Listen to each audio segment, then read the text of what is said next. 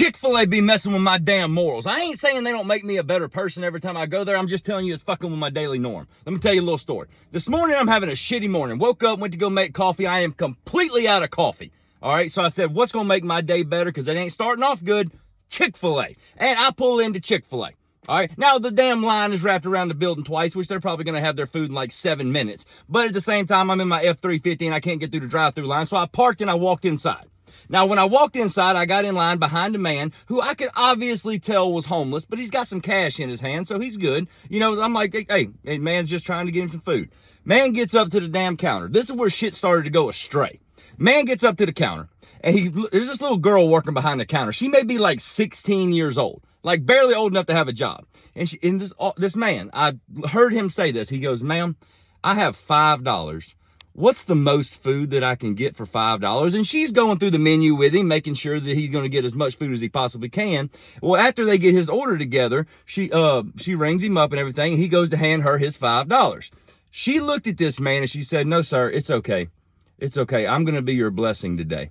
You hold on to that for later. I'm going to pay for your breakfast. She reaches in her pocket, puts her money in the register, okay, takes her change, puts it back in her pocket, and hands the man the receipt. The man looks at the little girl and says, ma'am, you don't have to do that. She said, sir, I need to do that. And please allow me to. He said, well, thank you so much. You have no idea how much this means to me. And the man grabs his receipt and walks over there and waits for his food. Now, it is now my turn. I wanted some chicken minis to turn my whole day around. I wanted a box of them bitches, and I was going to get a box of them, and I was going to go smash city because I needed something to make me feel good and a sweet tea.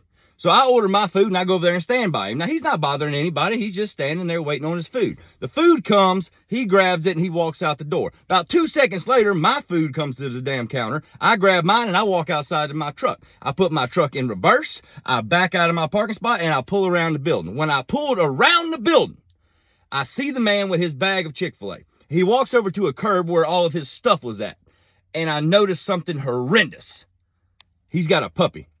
And I watched this man sit down on the curb next to his puppy. He opened up that bag and dumped everything in that bag out and pushed it all to his puppy. Do you realize the type of person and how rare it is? But do you realize the type of person that it takes to take every ounce of food that this man has and probably used every dollar that he has and dumped it on the ground and pushed it over to his puppy? The only being on this whole earth that does not judge him.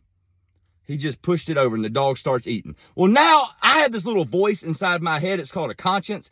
That is like, what, you can't just allow this to happen. So what did I do? I pull in by PetSmart, run inside real quick, grab a 20-pound bag of damn dog food because I didn't want to get him the 50-pound because I didn't want him to hold it, like have to carry it and stuff. Got him a 20-pound bag of dog food, and I pull over there and I walk up to him and I said, sir, look here, man. I was standing behind you in Chick-fil-A. And I saw what that little girl did for you, and that was an act of random kindness. And I've always been told that an act of random kindness can always inspire another, and I feel that I need to do this. So I went back to my truck, grabbed a 20-pound bag of dog food, brought it to him, and then I gave him all of my chicken minis and my sweet tea. He looks at me. He says, sir, what are you going to eat? I said, buddy, I may have an empty stomach, but I'm going to have a full heart today, knowing that I helped somebody. And he stood up and he went to go shake my hand. And I said, can I have a hug? And he said, only under one condition. I said, what's that, buddy? He said, can I say a quick prayer real quick? And I said, absolutely. Because I never turn down a time when anybody wants to pray for me because I need it. He grabs my hand and we pull in close and he starts praying. And in this prayer, he said, Lord, I want to thank you for this gentleman. I didn't even have time to catch his name, but to go out of his way and to give me some food for the simple fact that I wanted to take care of my best friend and give my best friend my food. I have a new best friend today, and he's giving me his. Thank you for putting this type of love in this gentleman's heart, and please continue to bless him and bless all of our troops overseas because I was once one of them. So not only was this man homeless, gave all of his food to his dog, the only being that doesn't judge him and his best friend in the world, he is also a United States veteran.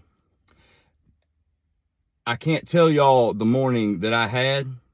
I can't put it into words about what it means, but for a shitty morning to start off like it did, and turn into one of the most fulfilling days of my entire life, and it ain't even 10 a.m. yet, that's God's work right there.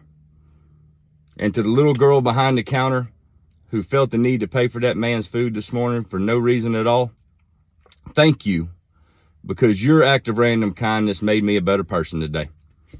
There's y'all's Friday morning lift up right there. Hope it inspires somebody. Shit.